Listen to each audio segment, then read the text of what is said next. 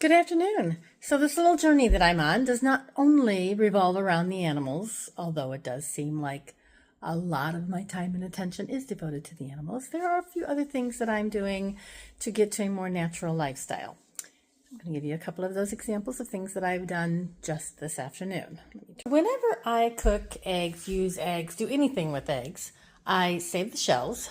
I rinse them under the sink and just get them anything that's still in them cleaned out, let them dry, and then I put them in a Ziploc baggie and store them in the fridge. And once it gets a little fuller, I then process it by basically putting the shells in a pan with water to cover them and boiling them medium to medium-high heat for about 15 to 20 minutes. After they have boiled and been semi-sterilized, then I strain them out in a real fine mesh strainer and let them dry out. It's actually a grill pan, but it works really good in the oven for the eggs. And I put the shells on that and I spread them out nice and evenly, and I stick them in the oven at 250 for approximately another 10 to 15 minutes. And by this time, they are fully sterilized and ready to roll. At that point in time, once they've cooled off, put them in this wonderful blender, which has as you can see down there, it has a grind cycle on it. So I put them in there and I put the lid on, I turn it on to the grind cycle, and I let it do its thing. It goes at different speeds and uses a little bit of heat and gets them all sucked down in and pulverized. And when it's all said and done, I then use this handy dandy strainer and put them in a mason jar. I use my Mason Genie, which works really well, by the way. If you've seen the ads and you've wondered if you knew somebody who had one, I do, and it works. And I just put that in there, put the lid on, suck the air out of it with the Mason Genie, and now I have basically calcium powder. I can give this to my chickens, I can give it to my dog, I can give it to myself. It is pure calcium powder that has very high nutritional benefits. So that's the project I did with the eggs. I also had some apples that were starting to get a little soft. Not something I wanted to just slice and eat as a snack. So you can't see the whole thing yet, but I have this bag that I keep filling up with kitchen scraps, food and stuff like that, and then it'll go in the compost.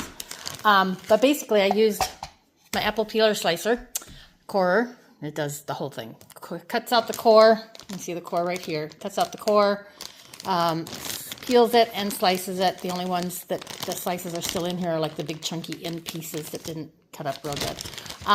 So I got them all sliced up and put them on my dehydrator trays. That's a word.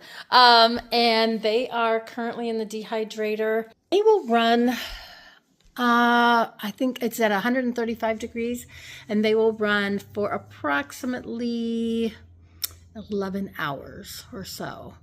And then I will have naturally dehydrated apple chips that I can then season with cinnamon if I would like, or just eat them plain. They're very good and they're very healthy. And it's a great way to use up apples that are no longer crunchy. They're starting to get soft, they're starting to get a little old, and these were only, I want to say about a week and a half to 2 weeks old, but I'm very particular about my apples. I want them to be nice and crisp and crunchy. So they were starting to get a little soft, so I decided to turn them into chips instead. Those are the two things I have done today. I will be probably either tonight or tomorrow morning creating a new sourdough starter. I had done a sourdough starter that I got from somebody else, and it was doing really good. I made a few loaves of bread with it, and then we moved.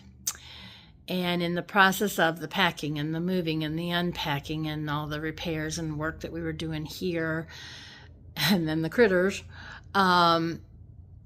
I mean, it's still around. I still have it in my fridge.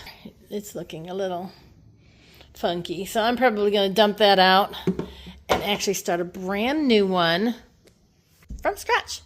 I found out how to start a sourdough starter.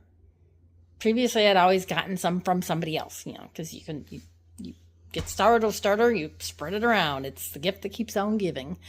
Oh, and there is one other thing that's coming up in the not too distant future. Let me flip this around. So I bought all these bottles with these nice little suction locking lids and some organic Madagascar vanilla beans. The only thing left to do is purchase some organic vodka and create some homemade organic pure vanilla extract. That might be some gifts for some people towards the end of the year, because it takes about 8 to 10 months for it to sit and soak up all the flavors from the vanilla beans before it becomes pure vanilla extract, rather than vodka with some vanilla beans in it. So that's going to be another project I will be starting probably within the next week. Anyway, that's it for this afternoon. Have a good one.